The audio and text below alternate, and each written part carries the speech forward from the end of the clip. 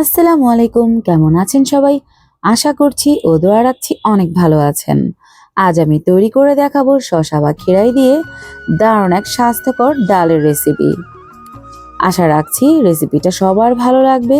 এটা যেমন পেটটাকে ঠান্ডা রাখে তেমন কিন্তু অনেক সুস্বাদু এবং স্বাস্থ্যকর। বাজার থেকে এই খিরাগুলো আমি কিনে এনেছিলাম। আপনারা কিন্তু শসা দিয়েও করে নিতে পারেন।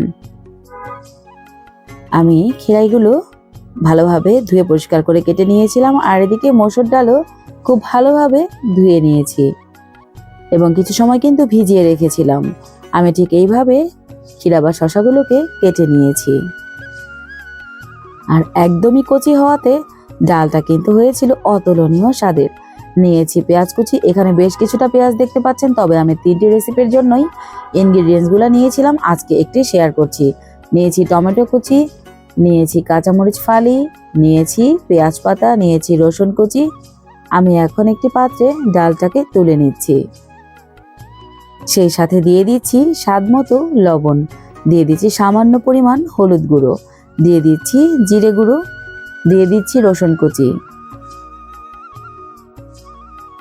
এরপর আমি দিয়ে দিচ্ছি পেঁয়াজ কুচি, সাথে দিয়ে দিচ্ছি কাঁচামরিচের ফালি,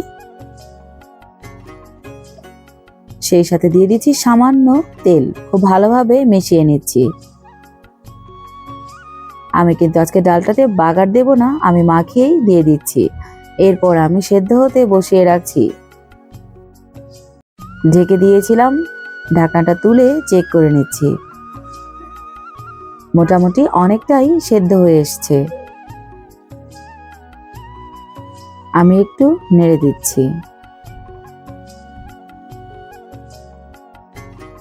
এরপরে আরো কিছুটা সিদ্ধ হওয়ার জন্য আমি ঢেকে দিচ্ছি।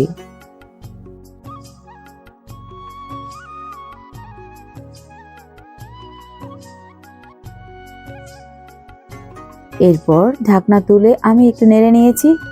এরপর ওপর দিয়ে দিচ্ছি একদম পাকা পাকা লাল টমেটো, তার উপর দিয়ে দিচ্ছি শসা বা ক্ষীরা। একটুখানি নেড়ে নিচ্ছি।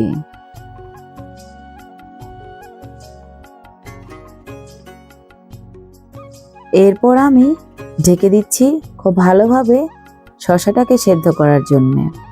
আর শসা কিন্তু একটা ওয়াটারি ভেজিটেবল, এ থেকে কিন্তু অনেকটাই পানি উঠবে। দিয়ে দিয়েছি 3টে শুকনো মরিচ।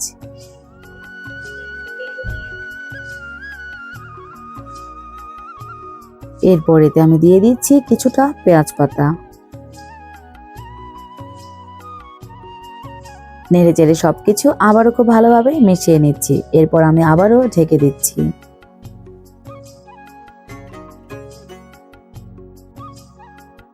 এরপর সেদ্ধ হয়ে এলে শসাগুলো আমি দিয়ে দিচ্ছি সামান্য পরিমাণ কাসুরি মেথি। আপনারা চাইলে কাসুরি মেথিটাকে স্কিপও করতে পারেন, আবার যদি চান এটা গুঁড়ো করে দিতে সেটাও কিন্তু পারেন। নেড়ে চেড়ে মিশিয়ে নিচ্ছি। এরপর ঢেকে রাখছি। আমার ডালটা কিন্তু অলমোস্ট কমপ্লিট হয়ে এসছে। এত স্বাদের হয়েছিল ডালটা যে কি বলবো। আপনাদের জন্যই কিন্তু আজকে আমার এই ইউনিক রেসিপিটা তৈরি করা। আশা রাখছি ভালো হয়েছে। সবাই আমার জন্য দোয়া করবেন, চ্যানেলটাকে সাবস্ক্রাইব করে এগিয়ে যেতে সহযোগিতা করবেন। আসসালামু আলাইকুম।